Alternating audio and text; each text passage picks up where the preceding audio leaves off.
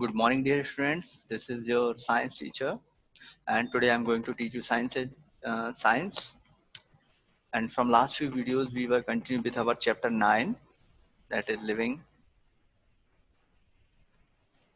living organism and their surrounding. Okay. In this chapter, we discussed on the different things on this chapter. Habitat we discussed and different components. Biotic and environmental components we discussed. The adaptation we discussed. Today we continue with the same chapter from the next topic. And first we see the uh, interaction between the both of non-living components, means interaction between biotic and abiotic components. So if we want to talk about any organism, no one organism live in isolation, but these are interdependent. Okay, both biotic and abiotic components are dependent on each other. So by via diagram I will show you. I show you. You see here, these are the climatic factors like light, air, temperature, and water. These things are non-living. Okay, and here you see the animals, large animals, tiger, cow, horse, and small animals like earthworm and insects. These are the living things. Okay, and on the other hand, the non-living things, again, soil factors like soil nutrient and soil texture. Soil texture means the different layer of the soil, like it has a top layer which is rich in humus or the nutrients, and below the top layer it have different layers. So these different layers of soil we called as soil texture. Okay, and here you see the plants. This is also living things, plants like herbs, shrubs, trees. These all the different kinds of plants. Okay, so these are interdependent on each other. How? the When we talk about the animal or plant, these are uh, these we want some natural or non-living factors which are most necessary for their life, like light is very necessary for plant to make their food, and for the animals also it is very important. And air is also used for the respiration for the plants or animals. Without air we can't imagine our life. Temperature, it is also affect the plant and animal life. And water is a very most important factor, non-living factor of for the animals and plants. Okay, and plants and animals also help the climatic factors to recycle it. Plant recycle the air. It use the carbon dioxide and convert into oxygen. Okay, and light, it absorbs the light and make its food and recycle it, and it also maintain the temperature of atmosphere. Okay, and water, they recycle the water, they absorb from the groundwater, and it evaporate the water through the transpiration. And plant animal also use the water and recycle it. Okay, and soil texture, whenever the soil texture, soil is a very most important non-living factor in the earth, on the earth, because it is necessary for the plant life and animal lives. Okay, and the life of or the type of soil is directly affected by the climatic factors. Okay, and animal and plant also affect the soil properties, like nutrients percentage in the soil. When plant or animal dead, they mix their nutrients into the soil. Okay, so by this example you can understand that how plant, animal, and other and non-living things are interdependent. Okay, so then we come to the next point, that is, yes, living things. Okay, so these are the object which need water, air, and nutrients for their survival. These objects or things are known as living things. Okay.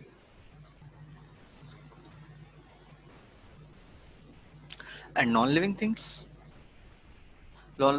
are just opposite to the living things. Okay. In living things, water, air and nutrients are needed for the survival, but for the non-living things do not need water, air and nutrient for their survival. Okay.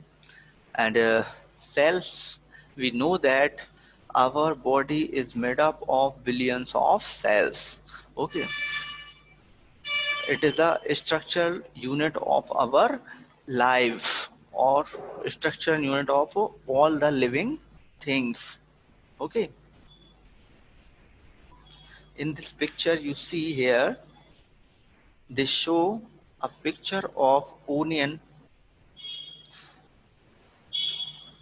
peel slide. If we remove a lower surface of a leaf and we see under a magnifying glass, we see that the cells of onion peel is see like this.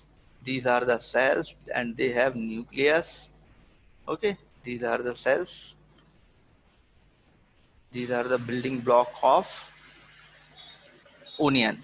And same, our cells also building unit of our or building block of our body. Okay. In humans, the different types of cells work different. Some work they have common and some are different, and their shape is also different. Okay, these are the cells, and in a cell a nucleus is present. Okay. So it is a basic structure and functional unit of living things. It is a structural and functional unit. Why we call it as a structural unit? Because it forms the structure of the body of any human being or the other animals. And functional unit, why we called it functional unit? Because it's doing all the functions. It done all the functions of the body like respiration, excretion, energy production, uh, and different functions are there. Okay, all living functions doing by the cells. And the structure of a cell can be seen in peel of onion bulb. We take an onion bulb and we remove a peel of onion bulb, and from the lower surface of the uh, peel we take and observe under a microscope or the magnifying glass. So when by the seeing of microscope we see the cells of onion is looking like this. Okay. Come to the next point. Life. What is life? It is a very most important question, and it's directly related to our life. Okay. So what is life? Life, according to them, life is a process. See only living objects only. It is a process which sees in only living objects in the form of growth, movement, feeding, eating, sensitivity, respiration, excretion and reproduction.